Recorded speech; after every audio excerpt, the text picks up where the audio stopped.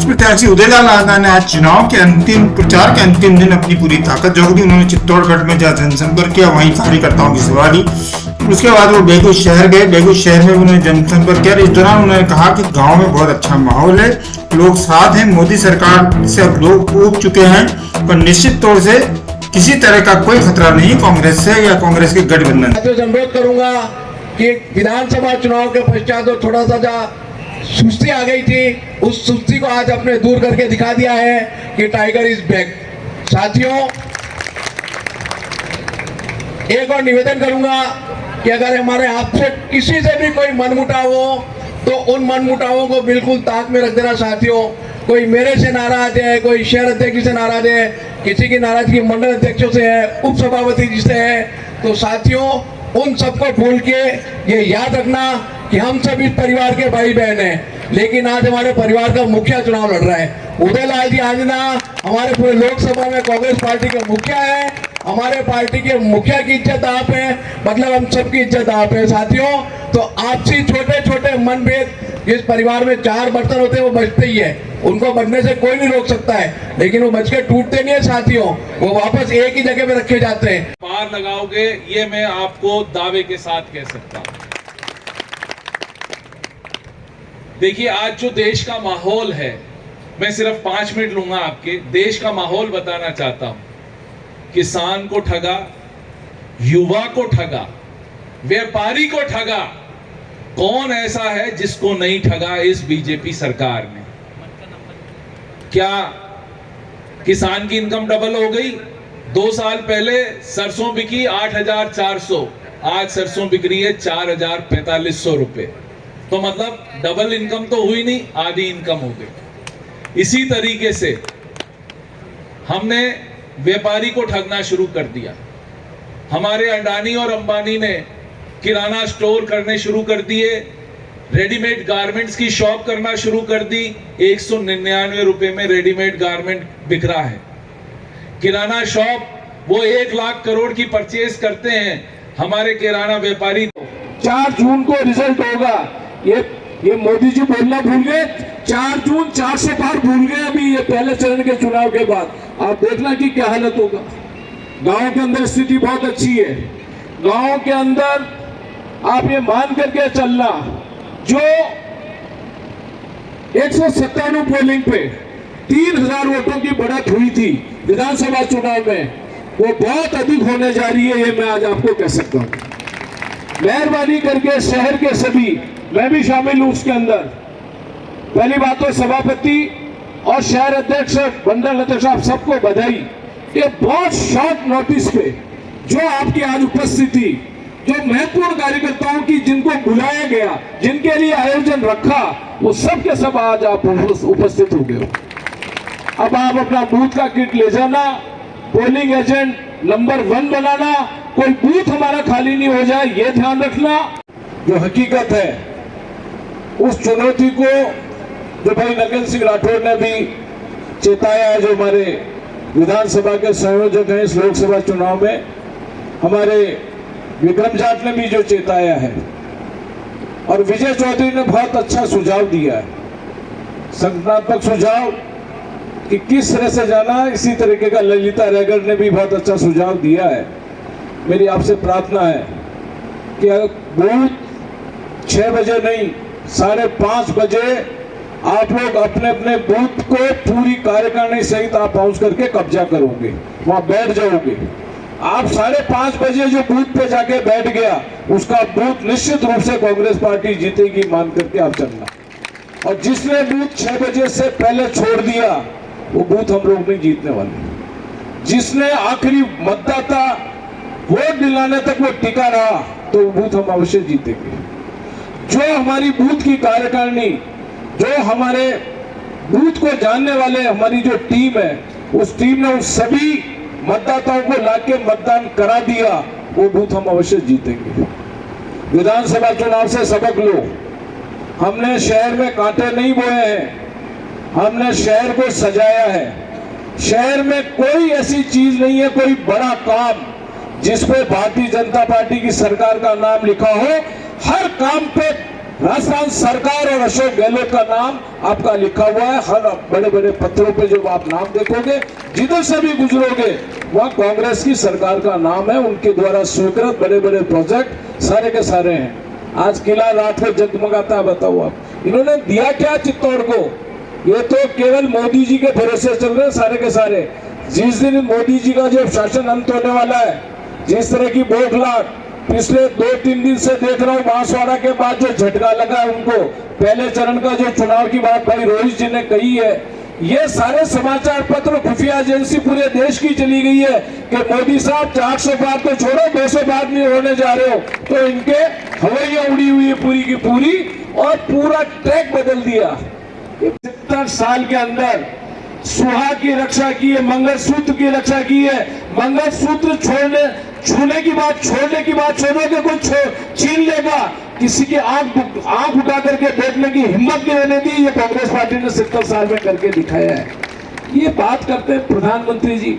अरे प्रधानमंत्री जी, अपनी जसोदा बहन जी को मंगलसूत्र पहनाओ, उनको रखो साथ, तब तुमको मालूम पड़ेगा कि मंगलसूत्र की कीमत क्या होती है। ये कांग्रेस जानती है कि मंगलसूत्र की कीमत क्या होती है। आज सोनिया गांधी जानती है कि मंगलसूत्र की कीमत है, प्रियंका गांधी जानती है, हमारी देश की सारी महिलाएं जानती है मंगलसूत्र की क्या कीमत है। उसको प्रधानमंत्री जी सड़क के ऊपर ले आए, बताओ आपके मंगलसूत्र को छीने की कांग्रेस आ गई। तो कितना हल्का बयान, एक छोटा अजनबी आदमी नहीं बोल सकता जो हमारे प्रधानमंत्री की भाषा है, बताओ। फिर बोल रहे हैं मकान छीन लेंगे।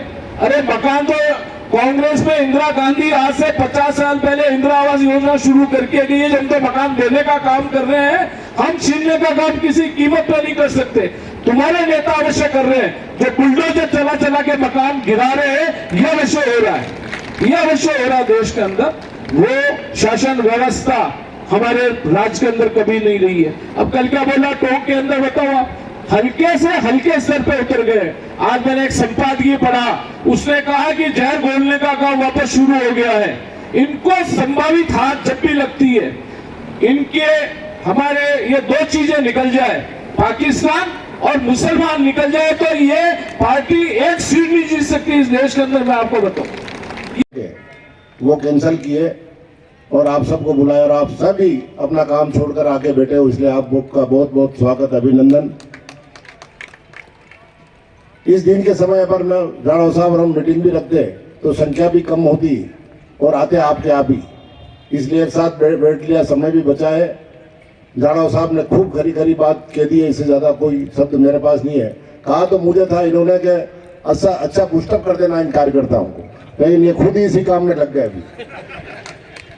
तो बहुत शानदार बात की थी, इससे ज्यादा मुझे कुछ कहनी नहीं है, नतीजे आपको देनी है। अपन लंबे समय से कांग्रेस में काम कर रहे हैं, अच्छी बुरी बातें चलती रही, लेकिन वापस हमने सब साथियों को एक से गिनना है और कांग्रेस को वापस मजबूत करनी है जैसी 98 में थी। और उसके लिए शुरुआत लोकसभा चुनाव से होगी, इसमें कोई दो राय नहीं है। उसके बाद जो भी चुनाव आएंगे वो सब हम जीतेंगे, ये मुझे विश्वास हो रहा है। ग्रामीण क्षेत्र में वातावरण बहुत बढ़िया है, इसमें कोई दो राय नहीं है। पूरा आत्मसंतोष है मुझे कि किसी भी क्षेत्र में कांग्रेस पीछे नहीं रहेगी, ये वातावरण लग रहा है। राणा साहब को चिंता शहर की ज्यादा है, इसमें कोई दो राय नहीं। कल भी कह रहे थे कि 8-9 हजार से तो मैं पीछे रहा और 7,000 या 8,000 राजीव साहब ने लिए, यूं करके 17,000 से अपन पिछड़ रहे हैं। पर मुझे आपका निकल जाए तो आश्चर्य नहीं होगा, ऐसा मुझे विश्वास हो रहा है। इन्होंने ये कहा कि उदयलाल जी की सीआईडी और लगे हुए हैं, मेरे सीआईडी भी आप स्वयं ही है। मुझे विश्वास है कि आप दिन भर दबते रहेंगे, लेकिन बुद्धि छोड़ेंगे, ये मुझे पूरा विश्वास है, इसलिए आपको बुलाया। ये मुझे आपकी आभा मंडल से महसूस हो रहा है। और सुख दुख की बातें बाद में करेंगे। पूरी जिंदगी राजनीति कर लिए, लंबा समय हो गया राजनीति करते, 35 साल हो गए। और मैं तो आप सबसे जूनियर भी था, यूं देखो तो राजनीति में 47 साल का हो गया जब राजनीति में आया। उससे पहले जाड़ा साहब तो पैदा होते राजनीति करने लग गए। तो यूं तो पद पे मैं ज्यादा रह लिया, वो बात अलग है, लेकिन सीनियरिटी में इनका कोई मुकाबला नहीं है।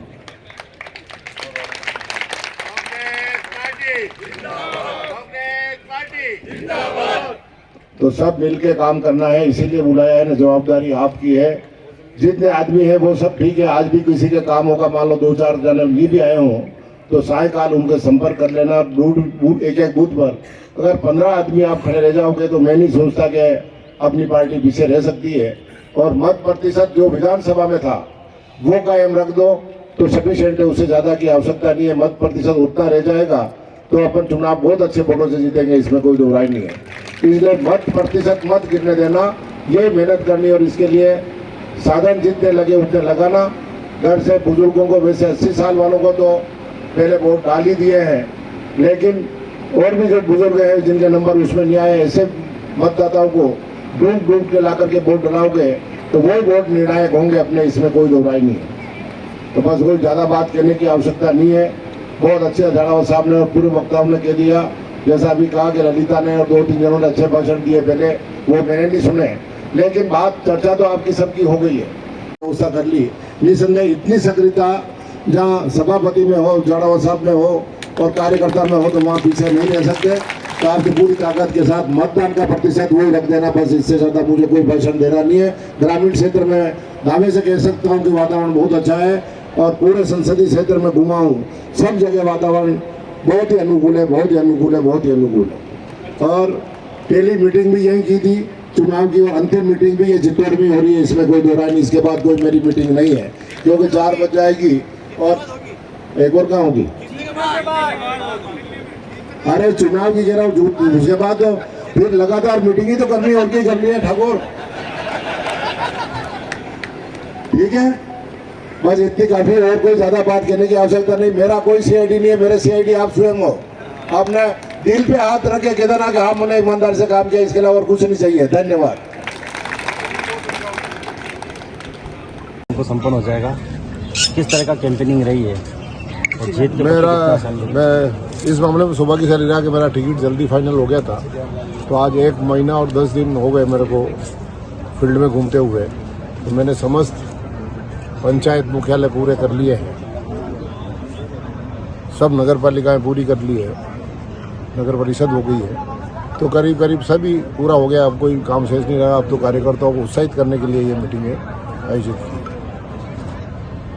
भाजपा शासन के 10 साल के कार्यकाल गाँव में क्या मैसेज मिला आपको? मुझे जो समर्थन मिल रहा है वो इनके 10 साल के कार्यकाल की वजह से ही मिल रहा है। लोगों को महसूस हो गया कि हाथी के दांत बताने के और होते, खाने के और होते। 10 साल तक जिन वादों के भरोसे जनता बैठी रही, वो एक भी वादा पूरा नहीं हुआ। इसलिए लोग अपने आप कांग्रेस की ओर बढ़ रहे हैं और मेरे से तो व्यक्तिगत लगाव रखते हैं, इसलिए मुझे समर्थन दे रहे हैं। ठीक है।